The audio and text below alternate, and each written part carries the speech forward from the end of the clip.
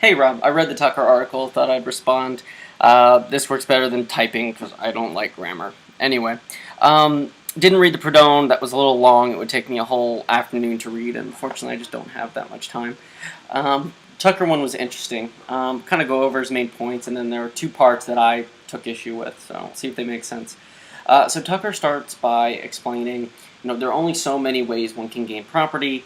He lists them as, work, gift, discovery, gaming, the various forms of illegal robbery by force or fraud, and the last one is usury. Now, I had a certain understanding of usury, so I looked it up in the dictionary, and sure enough, usury is defined as the lending or practice of lending money at an exorbitant interest.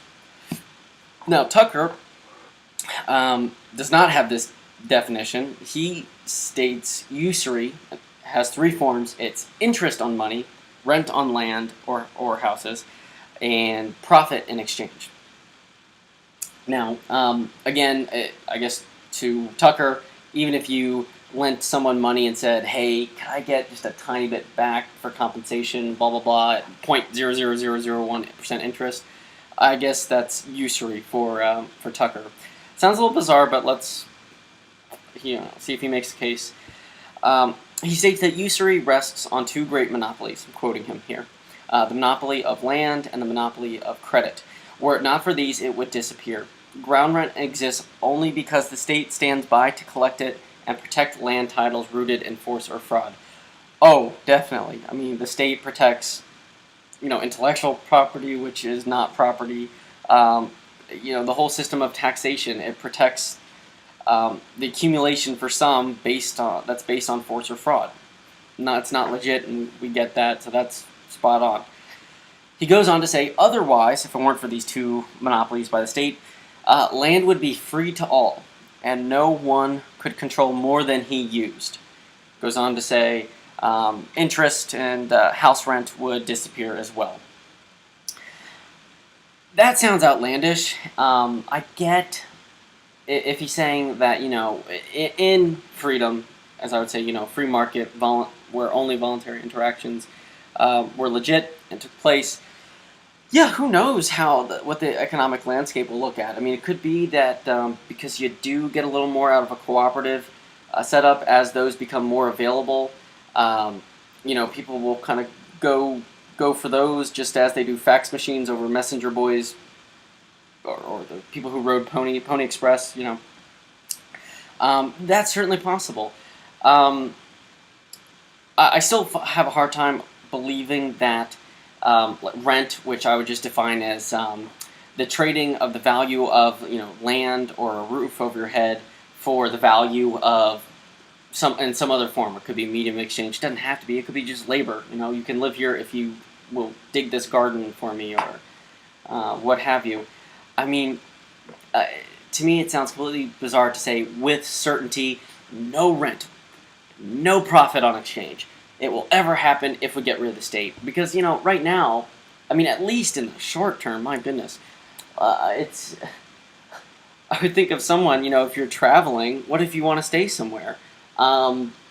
Certainly you can't kick someone else out of their own place that they're using, but, maybe they can make room for you with a little bit of effort. They'll clean the room, something like that.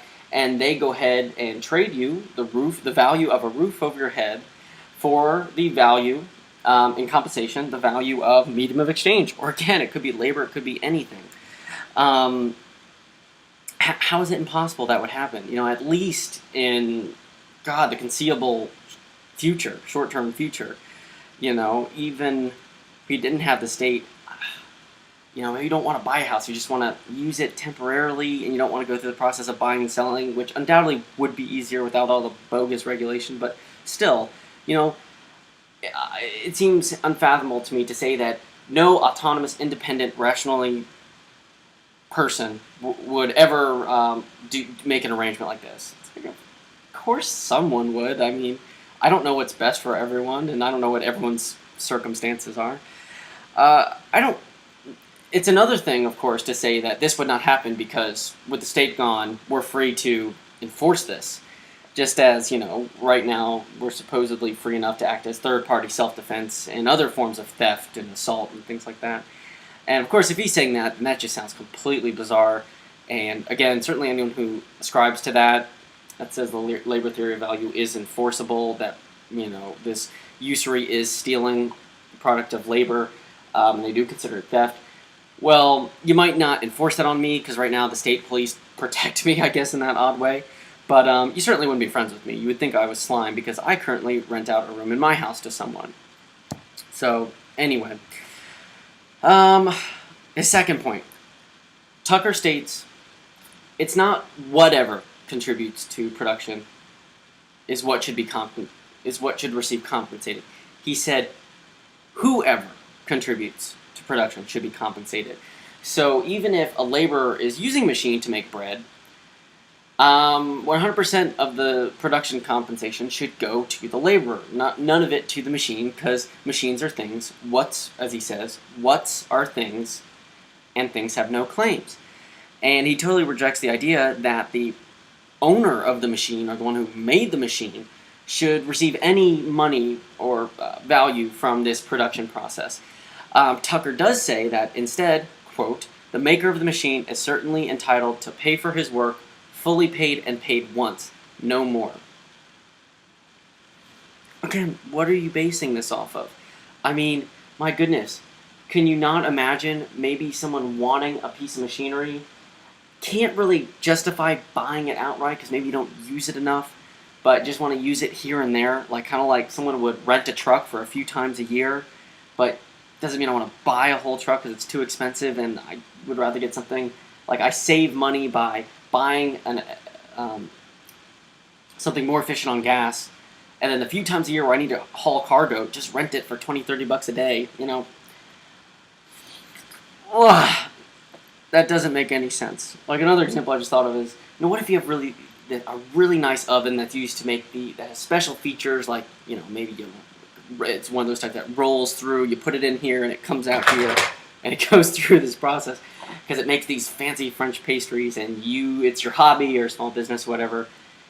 That's great, you spent the 500 units, however it costs to buy one of these expensive machines, but what if there's someone who they like making it too, but they don't do it enough to justify buying the machine whole, and instead they'd rather say, hey, can I borrow it and pay you for the time, or trade you a value of labor or some other thing so I can use it?